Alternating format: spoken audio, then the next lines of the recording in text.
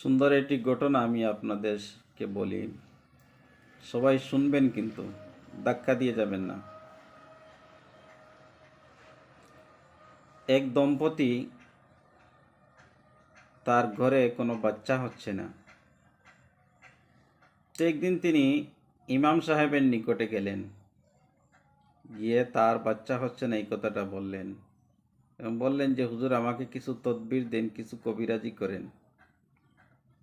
তখন ইমাম সাহেব বললেন, আপনি একজন চোরকে ভাত খাওয়াবেন, একবেলা দাওয়াত খাওয়াবেন।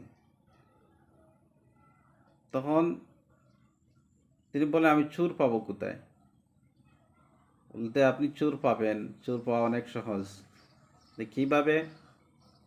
যে আপনি মসজিদে যাবেন, মসজিদে গিয়ে দেখবেন সর্বশেষে, মানে সবার পিছে এক ব্যক্তি ঢুকছে, আবার সবার আগে সেই ব্যক্তি মসজিদ থেকে বের হয়ে গেছে।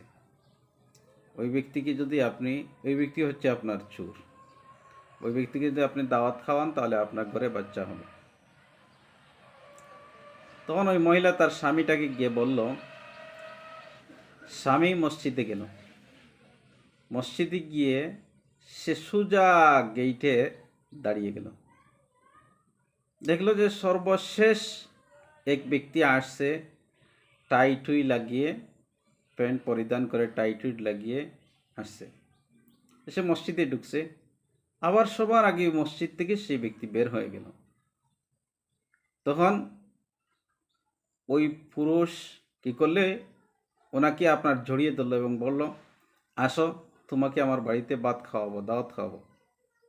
সে বলল, আরে তোমার বাড়িতে খাওয়ার কি আমার কোনো টাইম আছে? আমার তো টাইম নেই। আর আমি তোমার বাড়িতে দাওয়াত খাবো কেন? তুমি তো দাওয়াত খাওয়াবা ওই সমস্ত ব্যক্তিদেরকে যারা নামাজি, পরহেজগার, মুত্তাকি, মসজিদের ইমাম সাহেব, মুয়াজ্জিন সাহেব, এদেরকে খাওয়াবা, আমাকে খাওয়াবা কেন? তখন ওই ব্যক্তি বলল, না, ইমাম সাহেব বলছে আপনাকে খাওয়ানোর জন্য। ইমাম সাহেব বলছে চুরকে খাওয়ানোর জন্য। আমি কি চুর? আমি তো একজন পুলিশ অফিসার, আমি তো চুর নয়। তখন না, সে বলে, না, আপনাকেই খাওয়াতে বলছে ইমাম সাহেব। তখন সে ওই ব্যক্তিকে নিয়ে ইমাম সাহেবের কাছে গেল, পুলিশ ইমাম সাহেবের কাছে গেল। যাওয়ার পর ইমাম সাহেবকে পুলিশ জিজ্ঞাসা করলো, ইমাম সাহেব, আপনি কি বলেছেন ওই ব্যক্তিকে যে আমাকে দাওয়াত খাওয়ানোর জন্য? আমি বলেছি চুরকে দাওয়াত খাওয়ানোর জন্য। আমি তো চুর নয়, আমি একজন পুলিশ অফিসার।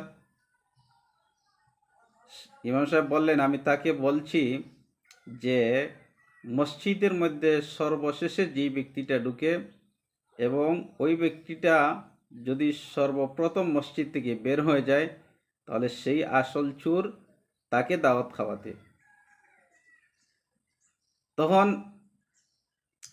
ওই পুলিশ অফিসার বুঝে গেলেন এবং ইমাম সাহেবকে কোনো কিছু না বলে অন্য একজন হুজুরকে জিজ্ঞাসা করলেন এই ব্যাপারে, যে যে ব্যক্তি মসজিদে সর্বশেষে ঢুকে এবং সর্বপ্রথম বের হয়ে যায়, সে কি চোর? ইমাম সাহেব, ওই হুজুর পুলিশকে বুঝিয়ে দিলেন, হ্যাঁ, সেই চোর। কারণ এই ব্যাপারে রাসূল সাল্লাল্লাহু আলাইহি ওয়াসাল্লামের একটি হাদিস আছে। রাসূলুল্লাহ সাল্লাল্লাহু আলাইহি ওয়াসাল্লাম বলেন, ইন্না আসওয়া আন-নাসি সারাকাল্লাযী ইয়াসরিকু সালাতি। কিলা ইয়া রাসূলাল্লাহ কাইফা ইয়াসরিকু মিন সালাতিহি? ক্বালা লা ইউতিম্মু রুকুআহা ওয়ালা সুজুদাহা।